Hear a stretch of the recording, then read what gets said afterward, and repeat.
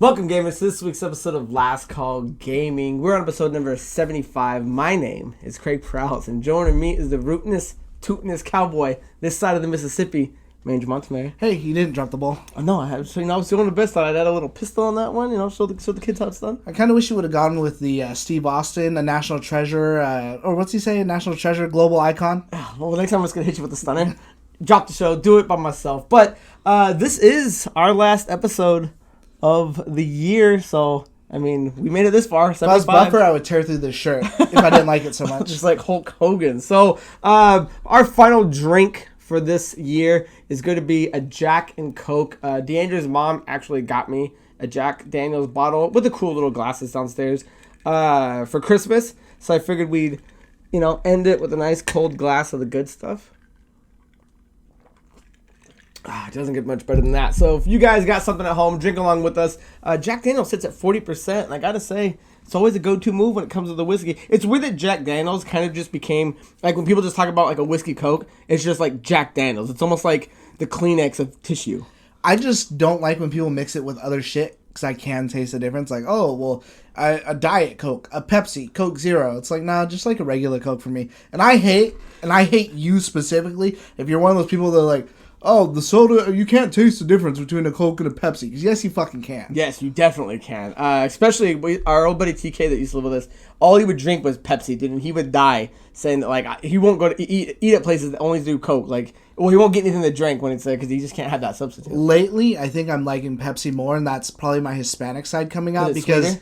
every holiday, that's all my dad, my grandma, like all my like major Mexican family has, is they all have Pepsi. So I look for me, Pepsi is a holiday drink. Nice. So guys, it is the end of the year, and I kind of want to just recap some of the things that happened this year, maybe talk about it a little bit, see what it looks like maybe moving forward in 2021. So the three big things that I thought stood out this year are the Bethesda buy, the big kind of debacle with CD Projekt Red, Cyberpunk 2077, and of still course, ongoing. Yeah, and of course the we had new consoles this year. So let's do Bethesda first. So this is one of those things that I don't think a lot of people saw coming, but they knew something was coming. They knew Microsoft had this kind of money to buy something. Did anybody know it was going to be ZeniMax Media and get Wolfenstein, Doom, Elder Scrolls, Fallout? Right. No. And the fact that they price tag that thing at $7.5 billion is, and that was only in September 20th. So, the aftermath of that deal is going to be moving forward into like January 2021.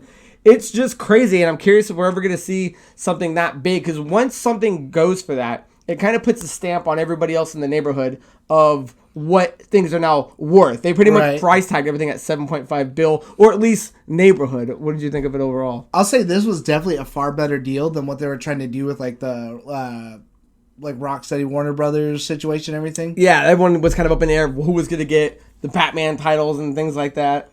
What else? Anything else? I don't know if we're ever going to see something else like this. I could maybe see something like that with like Capcom, but I don't know, because they're actually on the, like they call it the Capconaissance, they're on that upswing, so they're probably worth like a shit ton more money.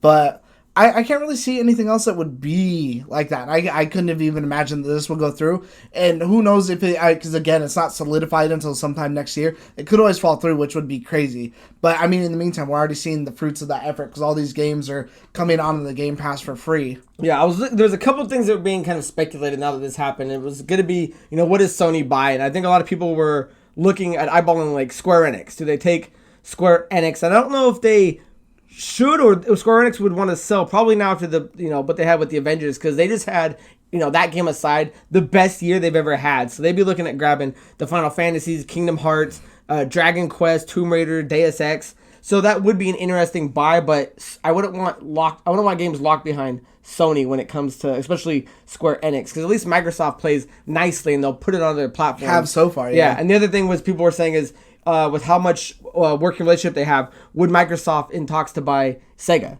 which was another thing I know people were kind of rumoring. And I'm curious though, do you think any of those warrant anywhere close to a $7.5 billion buy? Definitely not that much, but Sega's been killing it again too with like Yakuza. That's also been on the upswing as well too, because that game's now huge. And of course they did actually just work with Sega to bring For whatever reason, they haven't disclosed anything, but Yakuza 7 did not come to PlayStation 5. I don't think that comes out until March, and that game's already been out on Xbox, and it was great, by the way. Yeah, because they got a lot of things. Streets of Rage just came out this year. That did really well. Obviously, they saw Phantasy Star, Bayonetta's a fan that everyone likes, and Sonic. So I think that would be, if we saw any purchases, I think those would be the ones that are most rumored to happen. So crazy stuff. It's one of those moments where, like, where were you when you heard Microsoft just put out $7.5 billion? And I think it was it not cash? It was something stupid like that too. So let us know your guys' thoughts. Let us know if there's anything you think crazy in the ballpark of buying something is going to happen next year, because that was definitely interesting. But they paid in any. Yeah, exactly. That, right. What's the name of the dollar from Euro? Cyberpunk? Is it Euro dollars? Oh, I know they call them Ennies or Eddies. Yeah, Eddies. Yeah. So they made a stupid joke in there too about Eddies, but I forget what it was. But yeah, so speaking of Cyberpunk 2077, this thing saw so many red flags. This game was announced as far back as 2012. It was shown off in E3 2018 and 2019, confirming PS4 and Xbox One releases. The Stadia, as far as 2019 went, in 2020 it was pushed 3 times alone. It already went gold. It launched. It made money. It had refunds. It's almost like it encapsulated 2020 itself. Right. Like, nobody saw it coming, but everything that could have went wrong or everything you didn't want to happen did, and in a negative way. And I'm curious to know, it took everything, just right in the face. And are we ever going to see something like that stumble again? Or, I hope not. Can any other company get away with not showing off footage up until the day of release? No, I don't think that anyone else can really do something like that, especially now. And that's kind of, I would say that this game definitely is the game of 2020, but not for the right reasons. That's definitely something that's going to be like, there's The Last of Us 2, Final Fantasy 7, and Cyberpunk. Whereas the other two were critical darlings, and this game was just, it is what it was. Again, it worked fine if you had a next-gen console, but for everybody else, you kind of got shafted. Yeah, because I don't think there's anything even on the books right now that's been on the books more than 5 years, and saying people that it's going to be coming out. Like, there's nothing that's been around. Like, I don't think anything's ever had that record again of being shown off in 2012 and then not being talked about again until 2019. I can't believe game was supposed to be out at the start of this year. Yeah, we should have been playing it like spring. You know what I mean? It got pushed back until and it still December. ran. Yeah, like so it's crazy. Cyberpunk definitely was that rare anomaly of what could have happened to go wrong. And I think the bigger lesson to learn is, do not juggle that many platforms, especially when you're dealing with new hardware and trying to make old hardware look good. I think the biggest one we're going to see of note, and we've talked about it before, is Halo. Is Halo going to cut last gen and make it official? Because you do not ever want to repeat that, especially now since they're saying it's leading into like a class action lawsuit. And no one's really said too much about it, but they have said they're gearing up for whatever.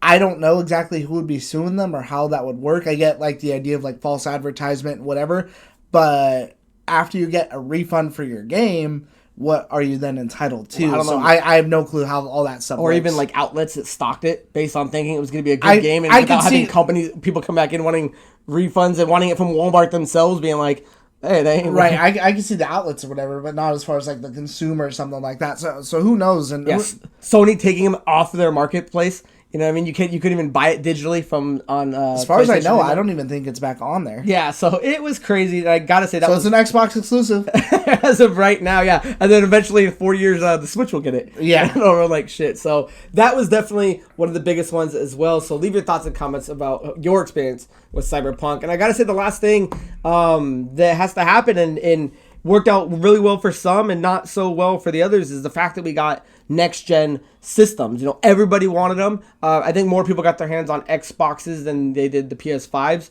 but I mean, people are still on the hunt for these things, and we're talking about 2021, March by the time anyone's going to see some of these. I've actually been, they're not like flooding the markets, but there's a lot of people getting more and more. I've been seeing lots of people getting them, but it's still like you have to be there right then and there. My dad actually got one, and my cousin was actually able to get one talking through PS5s or Series X's? At Series X's. Okay. He was able to get one through that IGN deals? No, that trade-in program through he bought his from Amazon, but then Amazon canceled I forget what they call it, but pretty much the all access program where you have your console, you trade it back in, and we'll send you the new one, or we'll send you the new one. And you start setting up on payments?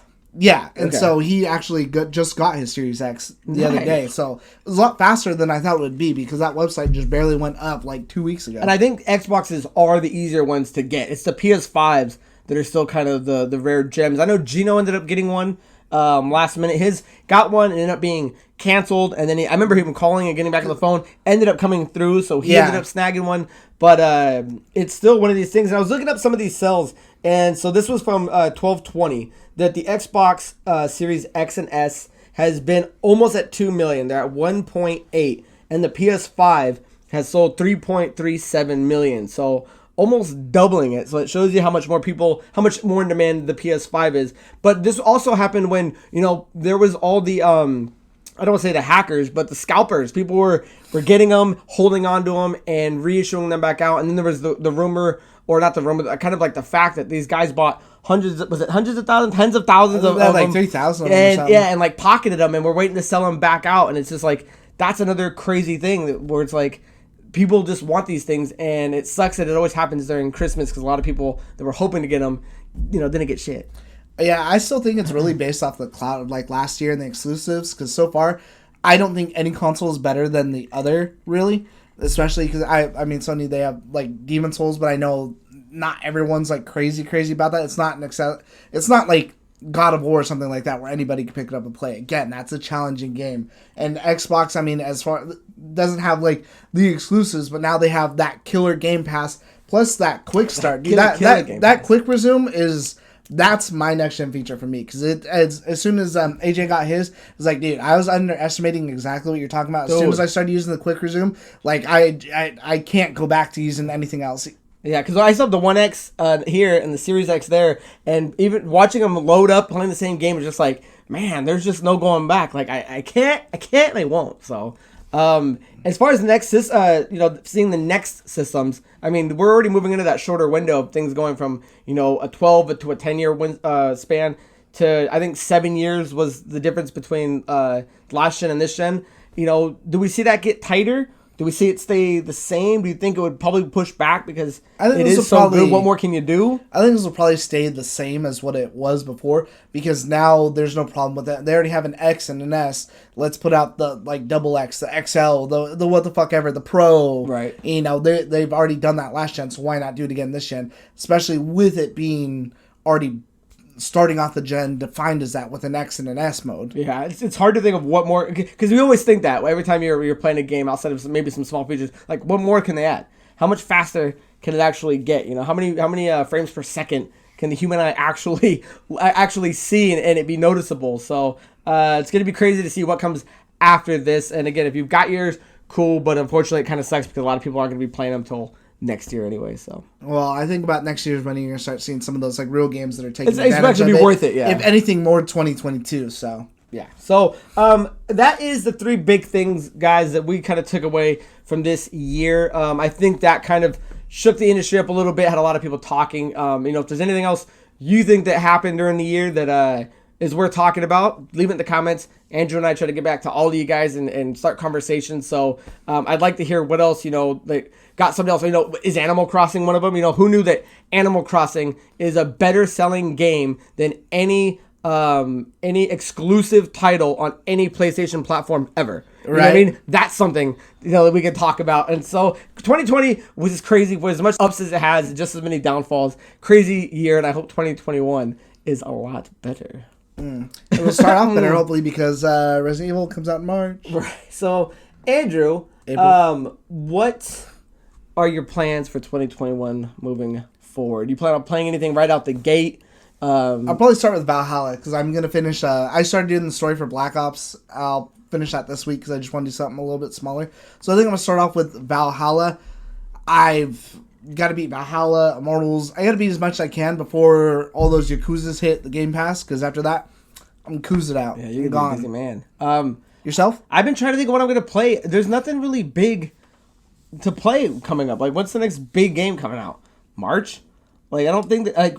Resident Evil is the next big one that I can think of. Like, January, February is just going to be kind of backlog. It was supposed to be Far Cry 6, but that got pushed. Yeah, Far Cry was probably the next one, because that was like February something, I think, or March something. It was February. So, I don't know, I'll probably just do a lot of Game Pass cleanup. Monster Sanctuary is definitely a game I kind of want to knock out. So nothing really big. So I'm curious what you guys got planned moving forward right out the start of the gate. So actually, you know what? Final Fantasy VII is at the start of the year for me. For you, I'll go back because that'll be on Xbox. I'll go back and replay it too. So that'll be a nice one for anyone who didn't play it on PlayStation. And starting the beginning of next year, Andrew and I will have our top games of 2020. So you guys can watch in the beginning of 2021, kind of recapping. That's why I don't want to go into what your best game this year was, because we got a whole video that we're going to do coming up. So if you guys keep your eyes open, because that will be coming out very soon. So we do have one question from an audience member, and then we will wrap this up. So this question comes from Xbox Gamer 92, and they write, now that 2020 is nearly over, was there any game you thought was extremely overrated or maybe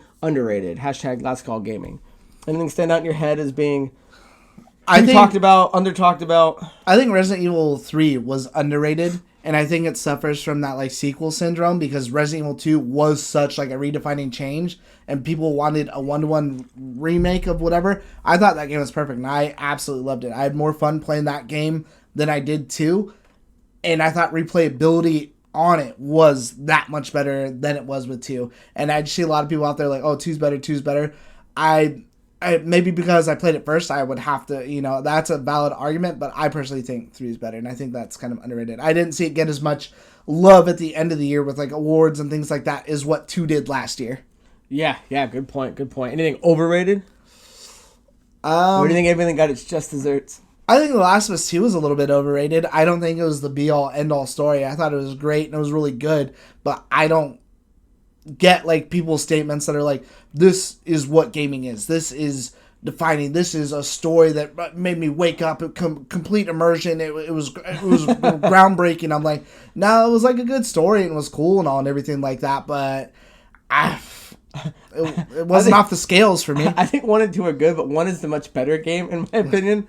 No, I'm with you. I would say overrated, and I'm saying overrated because I don't think they should keep doing this. I think Valhalla is overrated. I don't think Assassin's Creed needs to keep moving forward doing annuals. And you can kind of see, like, a lot of people played it and a lot of people like it, but to me it's just not an Assassin's Creed game. There's nothing about a Viking that does raids, and the whole thing is about brute force and rushing through. And you give me your opinions when you're done, because the game is good. No, I can agree. It's already been like that before with the past 2 versions. Actually, I would say Origins was a little bit closer, but Odyssey kind of, that's more when it like lost it. And that's what people liked it. A lot of people like what Odyssey was doing, which is fine. But to me, they're just moving away from what Assassin's Creed is. And I don't know how long you can keep up an annual series of Assassin's Creed with picking new timelines, every year for how long. There's only so many. You can't do... there's only so many places you can go to, and I think it kind of loses its charm doing every year like a football game when they should be, I think, every 2 to 3.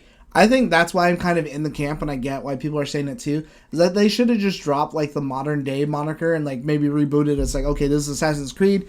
We're just going to pick like Far Cry, a time and a fucking place, and then this is what's happening. This is our story. It doesn't all have to be fucking woven or anything like that, because then you're not bound by anything. Then you're open to do like whatever it is you want to. You can take so much more liberties with the story than what it is, and the gameplay as far as like, okay, well, we're going to add elements because you're a samurai, now you're an assassin, whatever. But in this one, you're going to play as like a Viking, but it's not.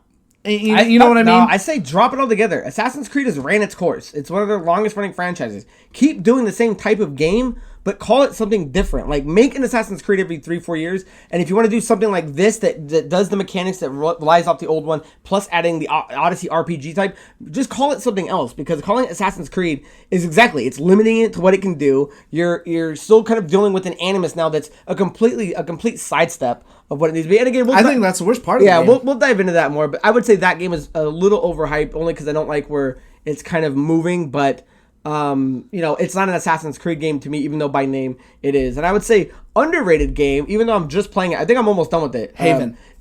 Haven is Immortals Phoenix Rising. This game it's already on sale. Plays fantastic, looks beautiful, and it went on sale like within a month, which you normally do not see. It means nobody's talking about it. Nobody's playing it. It's the same thing out of Ubisoft, and it's just this game that's already $40 when it just launched. I think, like 2-3 months ago? Not like a month ago. A month ago. And normally you don't say it until 6 months, right? When you want to make more money after you've sold it all in that $60 price point. It's already on sale, and I see it every time. So it's underrated. I think if you're looking for a game that's like Assassin's Creed, I think Immortals Phoenix Rising is probably the more fun game to play. Did you play Breath of the Wild? I've started it, but I haven't finished it. So would you I've seen a lot of comparisons between the two. Would you say that's fair?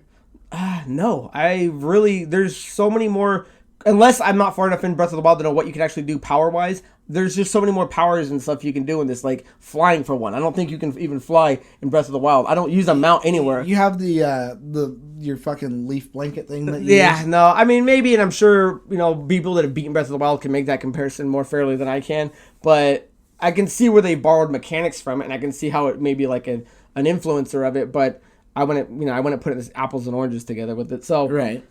That's what I would say is overrated, underrated. Guys, leave your comment down below. Let us know what you thought was overhyped and underhyped. So normally, guys, we jump into the contest. This is the last episode to do your entry. Hashtag LastCallGaming for the 3-game giveaway. The winner was going to be announced next week, but we decided, we're going to take a week off. We're going to get everything together. We have a lot of different ideas we want to get going, and we haven't just had a weekend to sit down and just hash them out. So next week we're going to take off, and then the following week when we come back, that will be the announcement of the winner for the 3-game giveaway. So this is your last episode to do it on, and officially that makes it the end of our last episode of this year. We made it. We made it, guys. Thank you for the subscribers. We've definitely shot up. Thank you for I'm growth. super excited. Super great. Yeah, I'm looking forward to see what we do next year. I don't know. It's been a fun year. It's cool that we've got to do another one. I'm very curious to see, what's in store for next year and what we get off the ground and what we get rolling. Yeah, hopefully next year's a better year and we can do more things because this year is kind of a bummer. So guys, stay tuned after this because we put together a little end of the year video for you guys to check out. So until next year, my name is Craig Perales and that is Mandrew Montemayor. Cheers.